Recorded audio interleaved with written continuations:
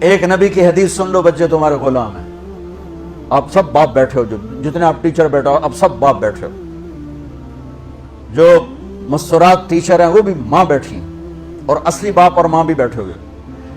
میرے نبی نے فرمایا اکرموا اولادکم، اپنے بچوں کو عزت دو، عزت دو. میرے نبی کیسے عزت دیتے تھے؟ حضرت فاطمہ گھر میں انٹر ہوتی، اور یہ حضرت فاطمہ کا آنا کوئی 8ویں دن نہیں ہوتا تھا، گھر کے ساتھ گھر تھا. 2-4 گھر چھوڑ کے حضرت فاطمہ کا گھر تھا. ہر دوسرے تیسرے دن حضرت فاطمہ آتی ہیں. میرے نبی چیئر پہ بیٹھے ہیں، زمین پر بیٹھے ہیں، چارپائی پر بیٹھے ہیں، لیٹے ہوئے ہیں. جو ہی فاطمہ کو دیکھتے آپ کھڑے ہو جاتے. سبحان اللہ. کوئی اپنے بچوں کے لیے کھڑا ہوتا ہے؟ آپ لوگ کلاس روم میں آتے ہو تو آپ کے لیے بچے کھڑے ہوتے ہیں، اور میرے نبی کیا یہ بچے آپ کی اولاد ہیں؟ میرے نبی کھڑے ہو جاتے، اور وہیں نہیں کھڑے رہتے تھے بلکہ تیزی سے آگے بڑھتے تھے اور جا کر حضرت فاطمہ کا ہاتھ پکڑ لیتے مسافر کے، اور پھر دیکھو مجھے یوں بوسہ دیتے، پھر ہاتھ پکڑے پکڑے پکڑے لے کر آتے. پہلے حضرت فاطمہ کو بٹھاتے پھر خود بیٹھتے تھے. تو پھر کیا جنت کی عورتوں کی سرداری مل گئی. اپنے زبان کا بول میٹھا کرو، اپنے اخلاق اچھے کرو، اپنا چہرے کو خوبصورت کرو. جو اللہ نے دے دیا ہے، اس کو مسکرانے سے سجاؤ. مسلمان کو مسکرا کے ملنا بھی صدقے کا ثواب ہے. اور اس موبائل نے تباہی پھیر دی ہماری. بچہ بات کر رہا ہے اور اماں لگی ہوئی ڈرامے دیتے، ہاں بتاؤ سن رہی ہوں، بکو کیا بک رہے ہو، سن رہی ہوں. اللہ کے واسطے یہ فون ہے بھائی، فون ہے، اسے ضرورت کے لیے استعمال کرو. اس کو اپنے لیے لعنت مصیبت نہ بناؤ. ایک خاتون پیپر چیک کر رہی تھی، ٹیچر تھی، تو چیک کرتے کرتے رونے لگی. تو ان کے خامن نے پوچھا کیا ہوا؟ تو انہوں نے پیپر آگے کر دیا، roll number dash dash dash.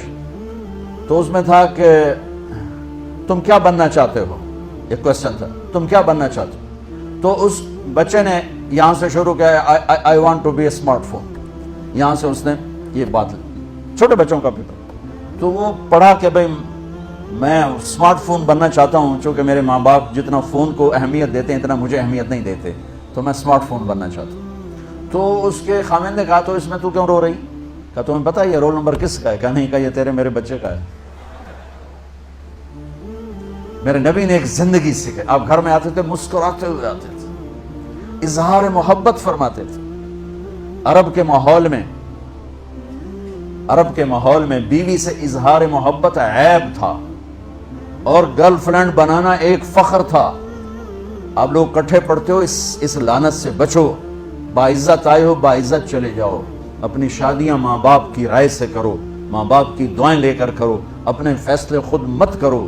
یہ کیا کریں، اب بچے بچیاں کٹھے پڑھتے ہیں تو اس قسم کی لعنتیں چلیں گی تو صحیح، لیکن میں جتنا بچ سکتے ہو بچوں بچو. اپنے فیصلے ماں باپ کے حوالے کرو، اپنے فیصلے ماں باپ کے حوالے کرو.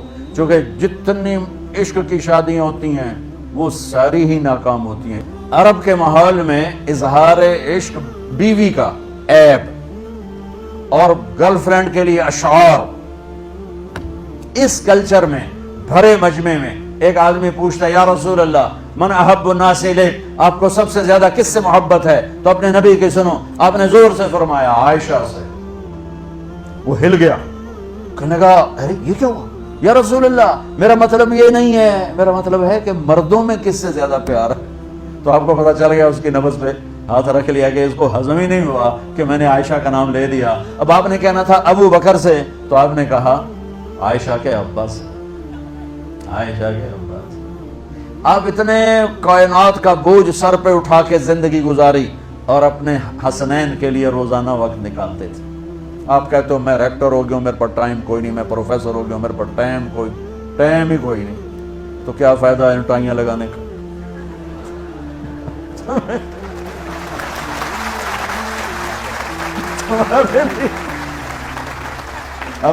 اپنے بچوں کے لیے ٹائم نہیں ہے تو تم کیا کر رہے ہو، جھک مار رہے ہو.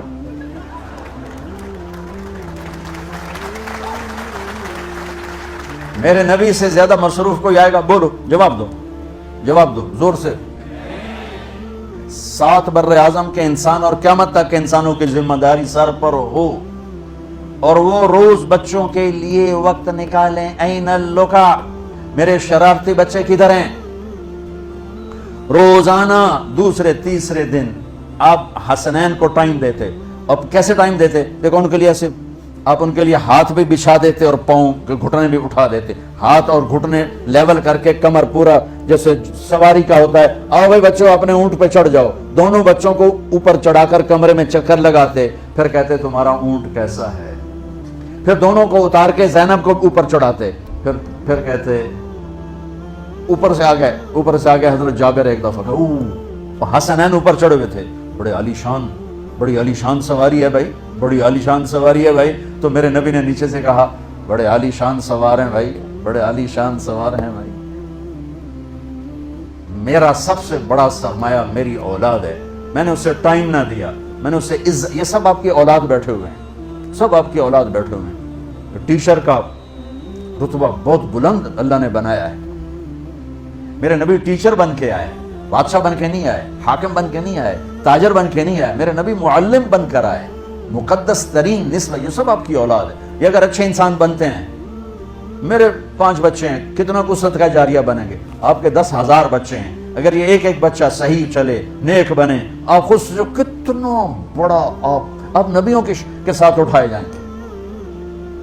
یہ اتنا عالی شان مرتبہ ہے انسانیت کے لیے معلم بننا, ٹیچر بننا. لیکن پھر نبی کی زندگی پڑھو, نبی والے اخلاق پڑھو کہ میرے نبی نے کیسے زندگی, کیسے خوبصورت طریقے سے اپنی اگلی نسل کو سنبھالا.